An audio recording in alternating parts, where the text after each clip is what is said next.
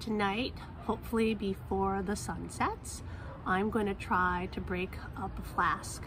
I'm intending to do a display this fall about orchid going from seed pod to a blooming plant, and I want to have some community pots and plug trays available for people to see in the display. I have here a flask that I got from Carmela Orchids. It is Brassioleia cattleya Corner Globe Perfection by Brassioleia cattleya Hawaiian Ruby Paradise. I think that Corner Globe is actually misnamed, and it actually is Cornerstone Perfection, because you can't find Corner Globe. It's not registered with the Royal Horticultural Society. And Cornerstone, not Corner Globe, is a purple, like a deep royal purple, large cattleya. And then Hawaiian Ruby is a reddish purple. And so I would expect this cross to produce large reddish purple flowers. I did look up both Corner Globe and Hawaiian Ruby and its reciprocal at Kew to see if it was registered, but it's not. So this is an unregistered cross. First thing is I'm going to break open the flask. I had, when I have more time, I actually don't, I don't know how to say this, but I don't, I take the plug out and then I very carefully fish the seedlings out. But given that the sun is setting, I don't feel like there's a lot of time for that tonight, so I'm just gonna smash the glass with a hammer.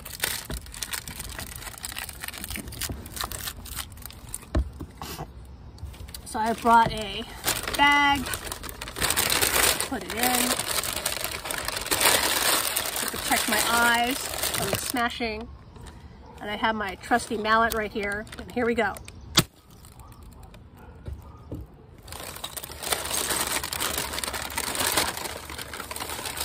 We have now, I'm hoping to recycle the glass. You can see it's all broken inside. And I'm gonna try to not fish my, not cut myself and end up in the ER tonight, because my chances of ending up in the ER are always high when glass is involved.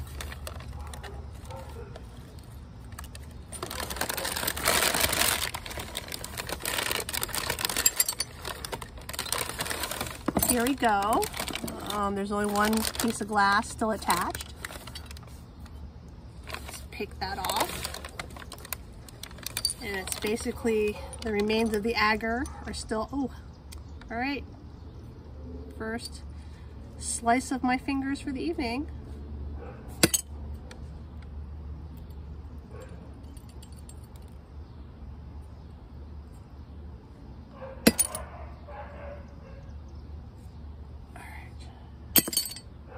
There we go. All the glass is gone.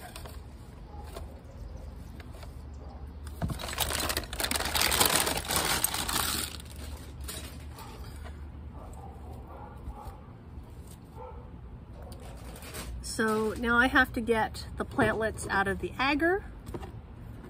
I have ripped some of the roots a little bit, getting them off the glass. They were stuck to the glass, but I really didn't want to pick too closely and end up cutting myself, because this would be a very short video if I had to call it to go to the ER. Oh, and here's another piece of glass still stuck in here. A reason to do this outside is that I have access to a hose, and I'm going to use that to try to wash the agar off of the seedlings.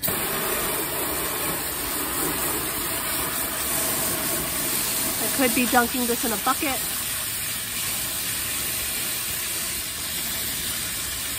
Oh, there's a piece of glass there. I just felt that.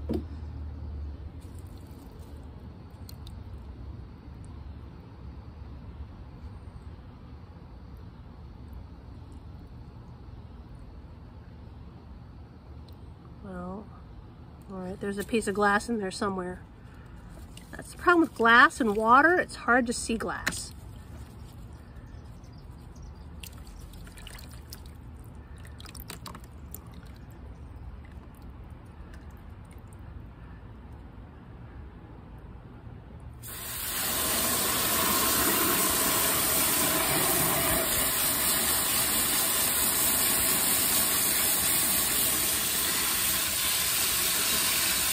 trying to wash the agar off the orchids.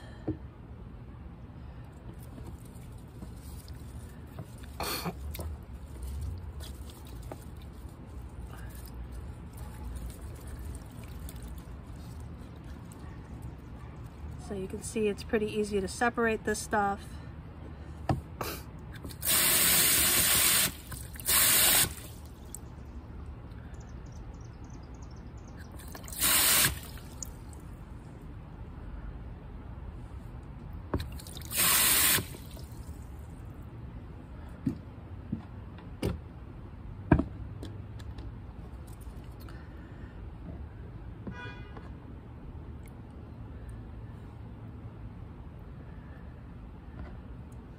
Dead. So you want to take, or I want to take all the orchids out of the agar.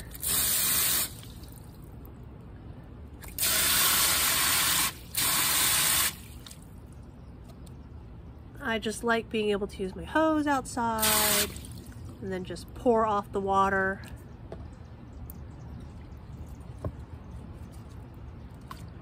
See these, I'm being as gentle as I can.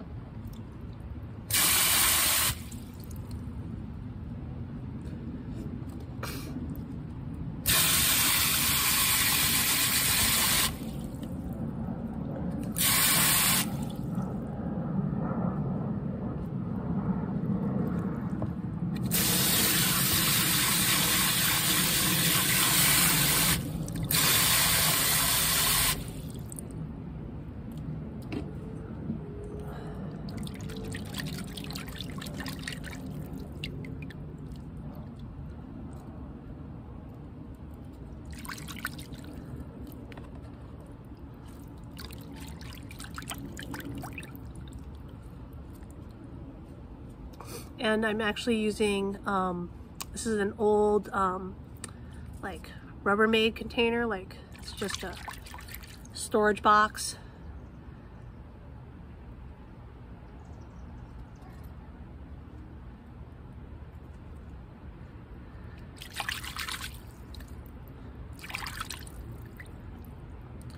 A little bit more elbow space than a bucket. What I've used in the past.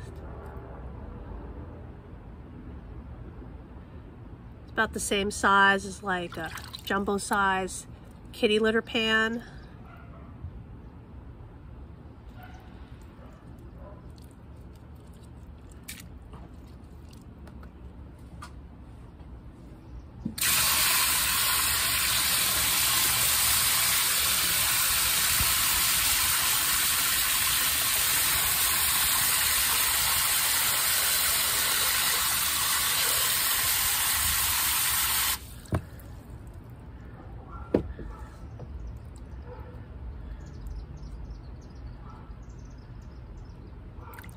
Given the size of these, I think I'm going to put most of these into plug trays and just make one small community pot for demo purposes.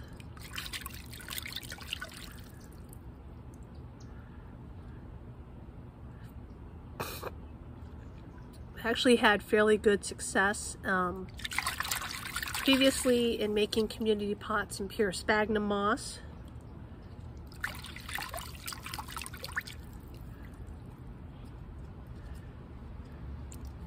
Though I did try using Pro Mix. The stuff in Pro Mix did so-so.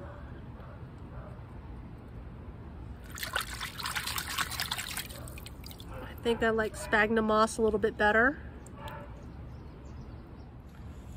So I've had to turn on the flashlight on my phone, and it's gotten way too dark.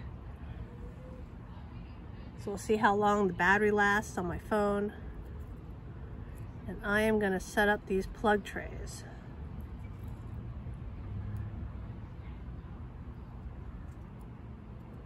If I can get these separated. So I'm using This is New Zealand sphagnum moss that I'm gonna put them into.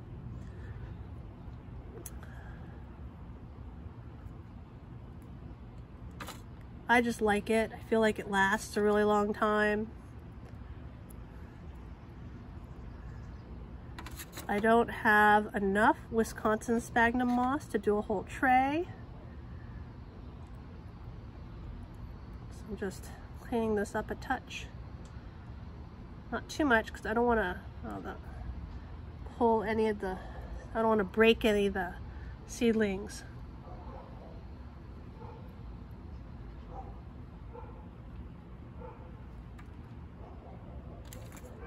Here we have sphagnum moss, and I just wrap them very gently, not too tight. This is pre-moistened sphagnum moss, but not sopping wet, it's just damp. And then I am just gonna stick them in the plug tray, or in the, these are seed packs. I'm going to use it as a plug tray.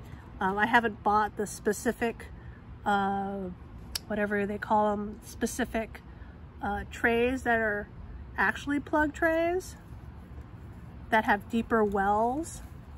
I got these to sow regular seeds in, but I have found that they work just fine as plug trays.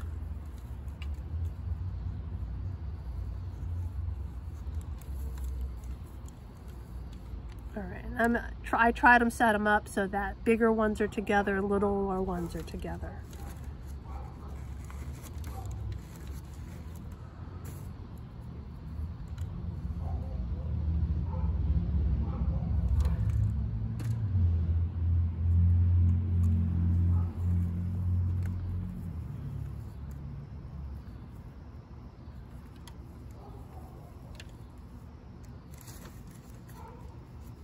Very loosely done.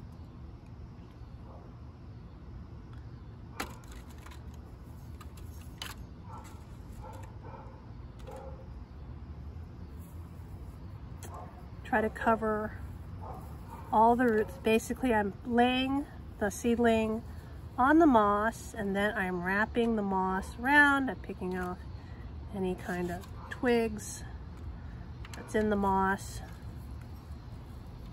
And make a little sort of ball, and I plop that ball to one of the wells.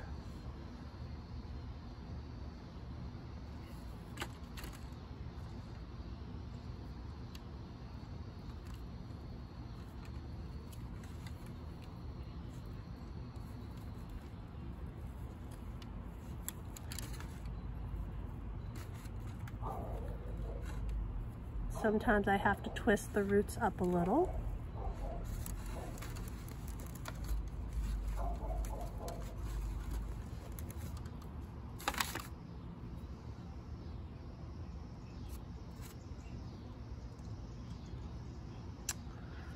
Let's see. This one's pretty big.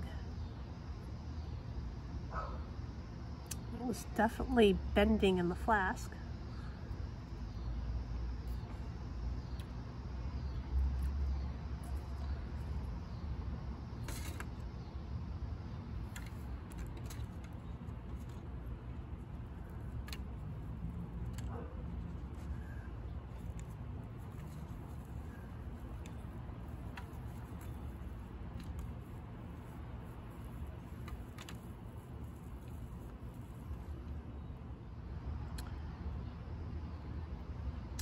And sometimes you can tell some of the roots are not as good, but I'm going to leave them just so that there's something to keep the seedling in the moss.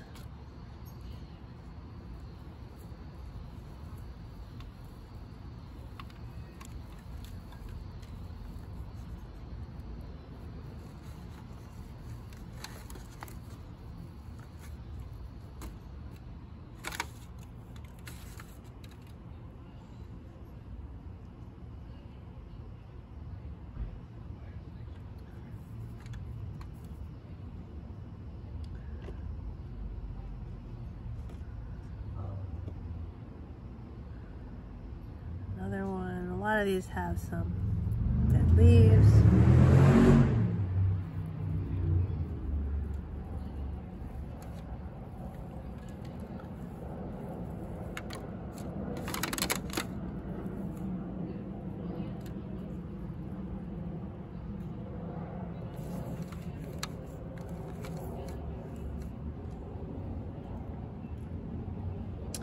Then I have ones, there are these clusters.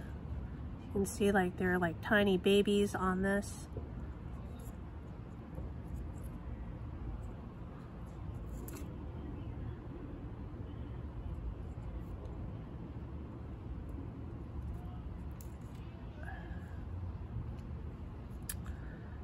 So do we pull the little babies off? I guess we do. Here's a baby. It's got a little bit too much dead stuff on it. Oh, it's got two little babies. I don't leave these two little babies together though.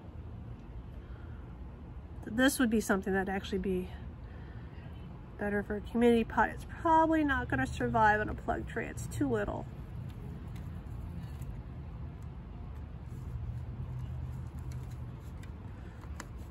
Too little to survive on a plug tray. So out of that flask, I basically filled half a tray with plugs. And so that is, there's 6 in each pack. And so that's 2/3, I would guess, maybe. So that's 4 times 6. So that's, I'm sorry, 8 times 6. It's 2 rows. And so about 48 plugs. And so that is my deflasking for making a demo plug tray for my fall educational display.